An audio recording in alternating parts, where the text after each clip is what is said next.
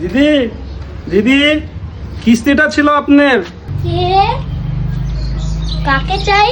তোমার দিদা বাড়িতে আছে, কিস্তি নিতে আসছিলাম। হ্যাঁ আছে তো, দাঁড়াও ডেকে দিচ্ছি। ও দিদা, দিদা বল দিদা বাড়িতে নাই। না, দিদা তো বাড়িতে নাই। আচ্ছা, এই ব্যাপার। কেমন করে টাকা নিতে হয় সেটা আমারও জানা আছে।